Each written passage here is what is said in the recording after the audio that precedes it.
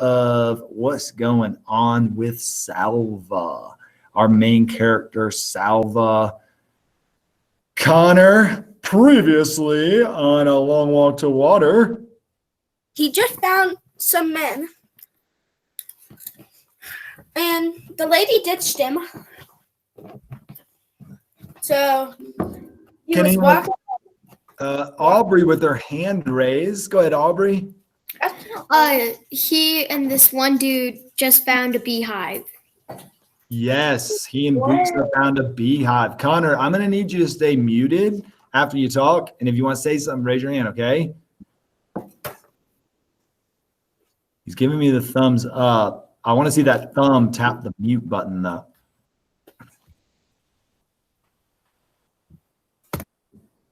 Excellent. And Naya's situation. Who can tell me what's going on with Naya? Naya had a recent change in her.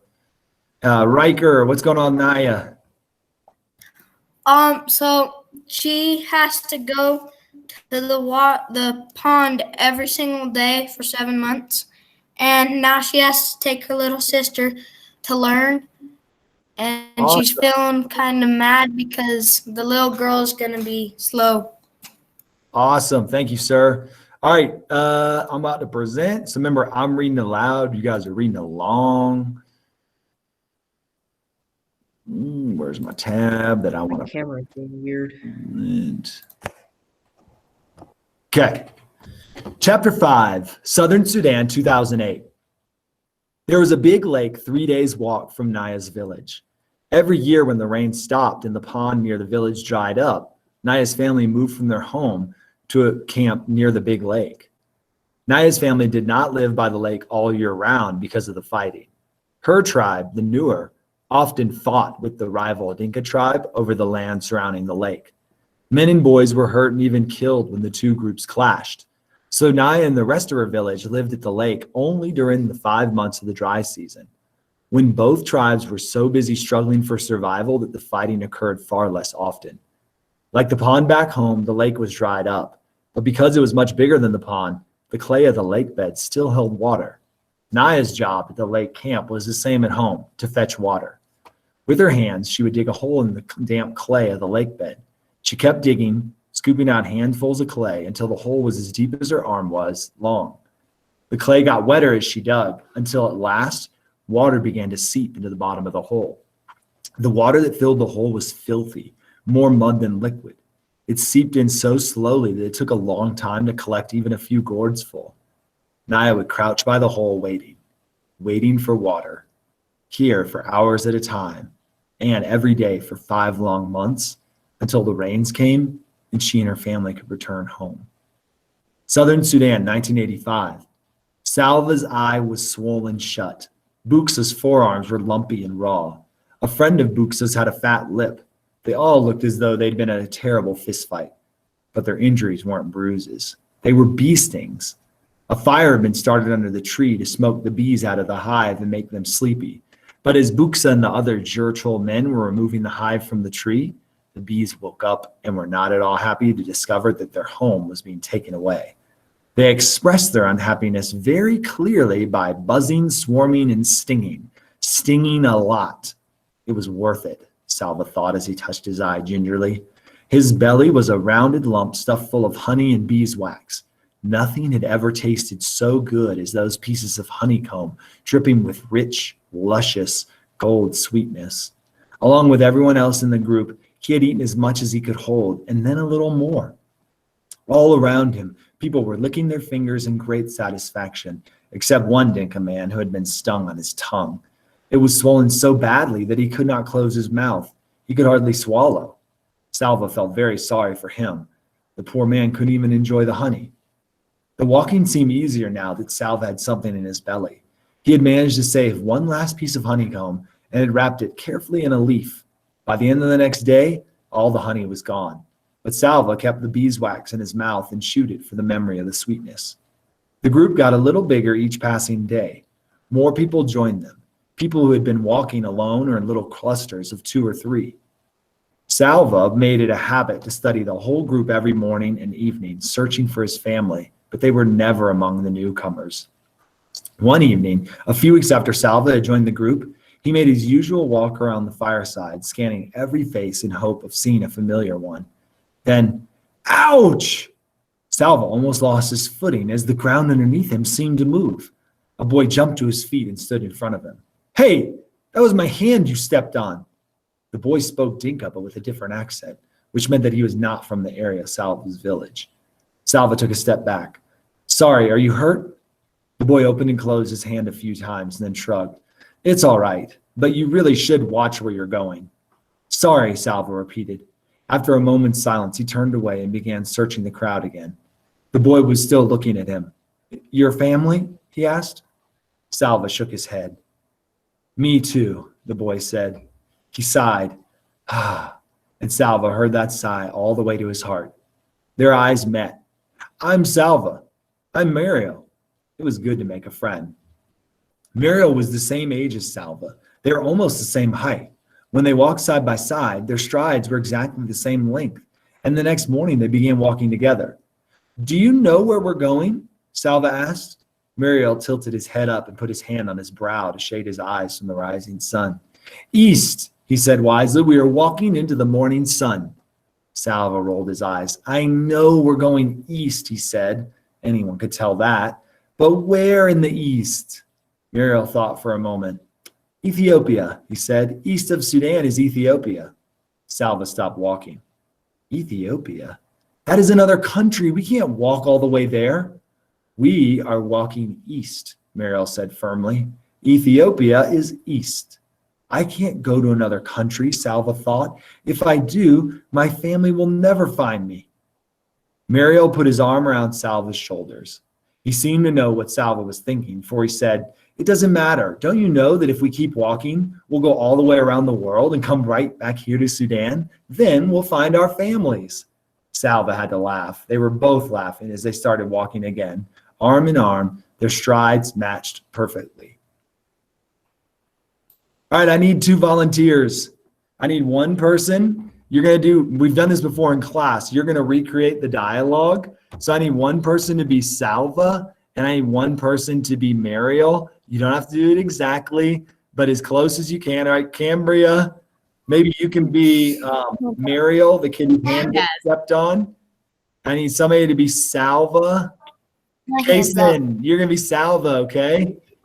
Mr. Smith, Yes. I have a quick question. Oh, sure. Okay, so Salva is Dinka, and then the other person of the other perspective, the one that's like in 2008, is newer, right? Yep. Naya is of the newer tribe. Good question. All right, so Kason, you're Salva. Go ahead and unmute yourself. You need to step on Salva's hand, or on Mariel's hand. How do I do that? Let's see a stomp of the foot. Let's do it.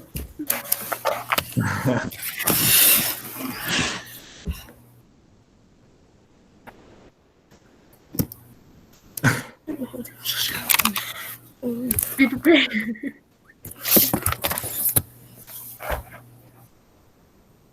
Did you do it? Mm-hmm. Ow!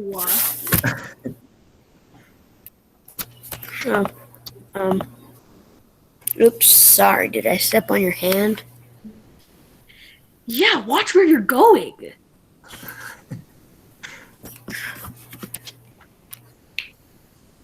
I don't know what to say after that. Are you hurt? Are you okay? Are you okay? You'll be fine.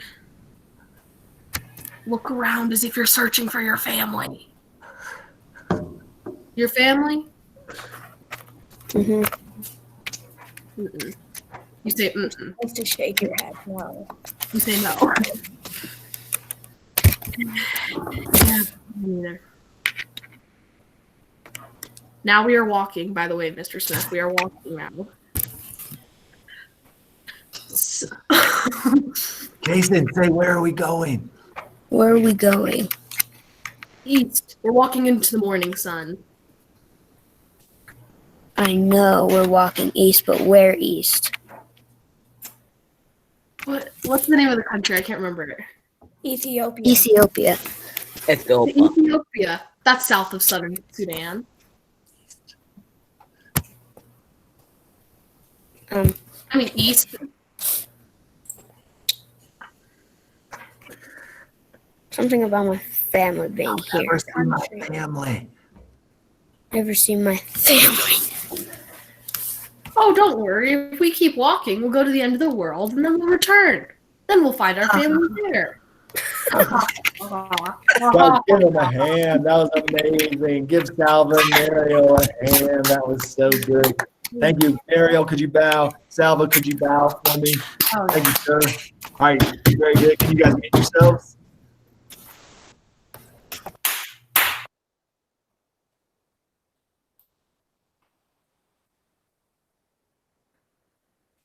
Why does it always take me back a page? Oh, okay. More than a month had passed since Salva had run from his school into the bush. The group was now walking in the land of the Aduit people. In the Dinka language, the Aduit were called the people of the lion. Their region was inhabited by large herds of antelope, wildebeest, and gnus, and the lions that preyed on them. The Dinka told stories of the Aduit. When an Aduit person died, he came back to the earth as a lion, with a great hunger for human flesh he had once had. The lions in the Aduit region were said to be the fiercest in the world. Nights became uneasy. Salva woke often to the sounds of roars in the distance, and sometimes to the death squeal of an animal under a lion's claws. One morning, he woke bleary-eyed after a poor sleep. He rubbed his eyes, rose, and stumbled after Mariel as they began walking again. Salva? It was not Muriel who had spoken. The voice had come from behind them.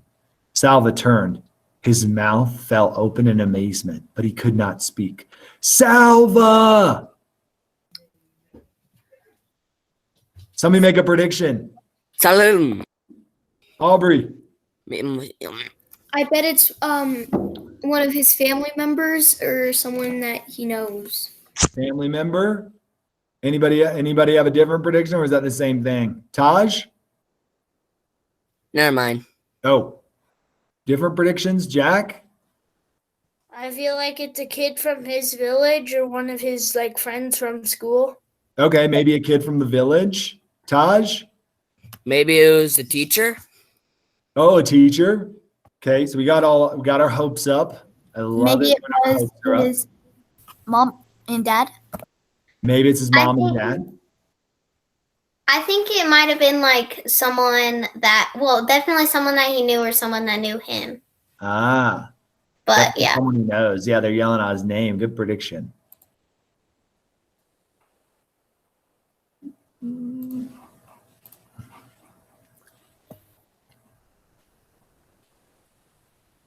Chapter 6, Southern Sudan, 2008. Naya's family had been coming to the lake camp for generations. Naya herself had been there every year since she was born. One thing she liked about the camp was that even though she had to dig in the clay and wait for water, she did not have to make the 2 long trips to the pond every day. But this year, she realized for the first time that her mother hated the camp. They had no house and had to sleep in makeshift shelters. They could not bring most of their things, so they had to make do with whatever was at hand. And for much of the day, they had to dig for water. But the worst was the look on her mother's face when Naya's father and older brother Dep went off to hunt. Fear. Her mother was afraid that men in the family would run into Dinka tribesmen somewhere, that they would fight and get injured, or worse. They had been lucky all these years. No one from Naya's family had been hurt or killed by Dinka, but she knew other families in the village who had lost loved ones in this way. Naya could see the questions in her mother's face every morning. Would they be lucky again? Or was it now their turn to lose someone? Southern Sudan, 1985. Salva's mouth closed and opened again, as if he were a fish. He tried to speak, but no sound came out of his throat. He tried to move, but his feet seemed stuck to the ground. Salva! The man said again and hurried toward him. When the man was only a few steps away, Salva suddenly found his voice. Uncle! He cried out and ran into the man's arms. Uncle Juir was the younger brother of Salva's father. Salva hadn't seen him in at least 2 years because Uncle had been in the army. Uncle must know about the war and the fighting. Maybe he will know where my family is. But these hopes were dashed as soon as Uncle spoke. Are you alone? Where is your family? He asked. Salva hardly knew where to begin his answer. It seemed like years since he had run away from his school and into the bush, but he told his uncle everything as best he could. As Salva spoke, Uncle nodded or shook his head. His face became very solemn when Salva told him that he had not seen nor heard a single word of his family in all that time. Salva's voice trailed off and he lowered his head. He was glad to see Uncle again, but it looked as if he might not be much help either. Uncle was quiet for a moment. Then he patted Salva's shoulder. Hey, nephew, he said in a cheerful voice. We are together now, so I will look after you. It turned out that Uncle had joined the group 3 days earlier, but since there were more than 30 people traveling together, they had not found each other until now. They began walking. Salva saw that Uncle had a gun, a rifle that he carried on a strap over one shoulder. Already, Salva could tell that because of his army experience and because he had a gun, Uncle was seen by the group as kind of a leader. Yes, when I left the army, they let me keep my rifle, Uncle said. So I'm going to shoot us a fine meal as soon as we come across anything worth eating. I need somebody that thinks they can be Salva's uncle for us so we can ask the uncle some questions. I could.